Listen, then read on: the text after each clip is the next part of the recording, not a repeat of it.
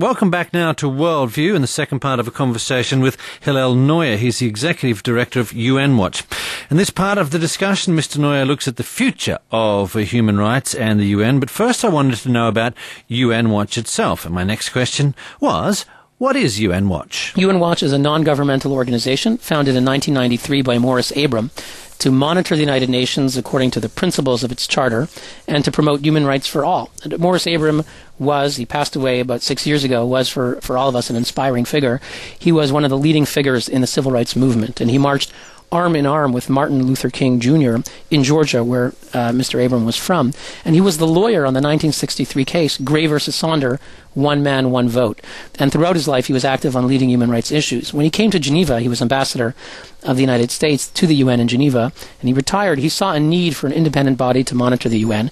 A critical issue for him always was the treatment of Israel, singled out, which is not just a Jewish Israel issue, but it's an issue, unfortunately, that has robbed so many human rights victims of their day in court. And so that's always been a leading issue, is fighting anti-Semitism, seeking scrutiny of Israel, but equal treatment. We're affiliated with the American Jewish Committee, so that's always a major issue for us, but we're active on a range of issues. We're one of the leading groups speaking out on Darfur, on Tibet, on Cuba, for political freedom, religious freedom, and we're making a difference. The fact that at our last event at the Council on Sudan, on Darfur, Sudan sent phony NGOs, about 10 phony NGOs from Darfur, from Sudan rather, to tell us we're active on Darfur, they said, but we don't want you to speak on Darfur. We want you to speak about other things. And they basically read the line from the Sudanese government, the party line, saying there's no problems in Darfur. It's all an exaggeration. There's just a few thousand, not 200,000 or more, just a few thousand, and it's not genocide and all that kind of thing. So the fact that Sudan sent these groups to basically try to ruin and subvert our NGO activist meeting is a sign for us that people not only in the West, because obviously we're on CNN and BBC and we're in the U.S. Congress and Canadian Parliament, but even in countries that are the worst abusers are listening to what we're saying, and it makes a difference. How are you funded? We're funded entirely by private donations or foundations. And we get no money from governments, which many NGOs in Geneva only survive from governments, and we're proud to say we get not a cent from any government. Okay. But you said you're affiliated with the American Jewish Committee? Yes. Is that correct? Have you ever come out with a statement condemning Israeli behavior? Absolutely. In our statement at the United Nations in September session, which dealt with the Lebanon war, we welcomed and applauded the human rights experts who came back from Lebanon and Israel and found violations on both sides. And we welcomed that report, and we talked about the violations on both sides. We also submitted a resolution in diplomacy in New York, which listed a range of Israeli violations and sought to pass that as a UN resolution, but at the same time listing obligations on the Palestinian side, really consistent with the roadmap, which calls on Israel to put an end to illegal settlement activity to allow a Palestinian state, but on the Palestinians to put an end to terrorism, the infrastructure of terrorism.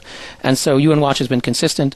We supported the disengagement from Gaza. So we have a Jewish affiliation. We're affiliated with the American Jewish Group, but it's a group that has supported the disengagement of Gaza and takes a very centrist approach and I'd say a balanced approach on the Middle East. And you're very active, I see, with the Human Rights Council, but it's called UN Watch. Do you watch other institutions of the UN as well? We do. Our mandate is to monitor the United Nations as a whole, and we do so. We speak out on what happens in the General Assembly, the Security Council, on refugee issues, on trade issues, on health issues. But being based in Geneva, and we're not a very large organization, we're only 6 of us full-time here in Geneva, our focus, especially in recent years, has been on what Geneva's most important body is, we think, which is the Human Rights Council and its expertise, the Office of the Human Rights High Commissioner. So our focus has been on human rights, but we're really speak out on a range of UN issues. And we're reading and following as well everything that goes on at the United Nations as a whole to the best of our ability. And then we take action in a range of ways. As an NGO, we're doing activism.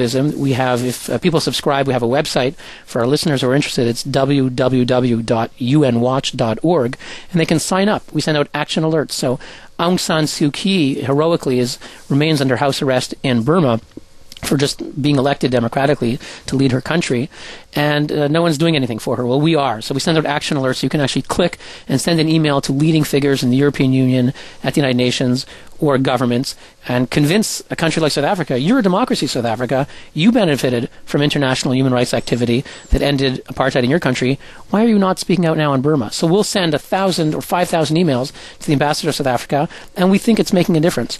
We have articles in major newspapers around the world, from the International Herald Tribune and elsewhere were quoted almost every day in the New York Times, by CNN, BBC, in the Australian, Spanish newspapers, and interviews in South Korea, around the world. So we're really getting out a message which is trying to hold governments accountable to their own human rights obligations. This is our second try now. We've had the Commission, we've had the Council. If UN Watch were to make a recommendation, should we scrap the idea altogether? Is it workable in any form? Is the original dream of Eleanor Roosevelt and others, is that an option that is doable by a body such as the UN?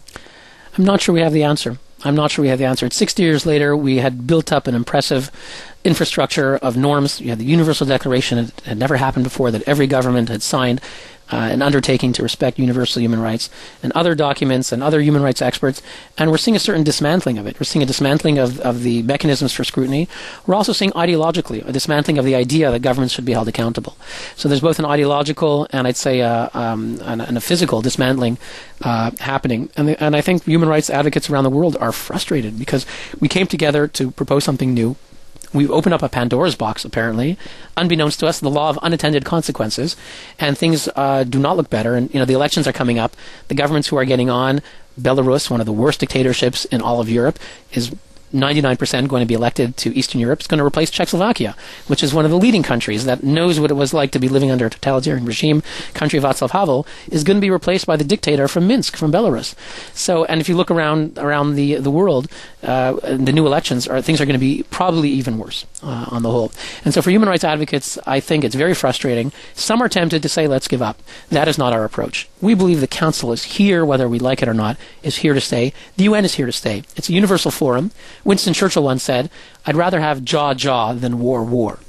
And to some extent, that's true. The UN provides a forum, and I think we need to use the forum. And I think the leading figures in Geneva need to understand that if this forum is any value, if we're going to lose every resolution on things, at least let it be a forum where we can call things as they are. And I think that's the role of NGOs. And one of the great things of the Commission and the Council is that NGOs can speak. And so NGOs, their rights need to be protected, so we can use the Council to raise issues. We can't pass a resolution this year on Darfur that means anything. Passed a resolution that praised Sudan for its cooperation. That's the only thing that can pass in this Council with Sudan and its allies. But we can use the forum for debates. We can use it to raise resolutions that will never be passed, but the very act of debating them will put a spotlight on abuse.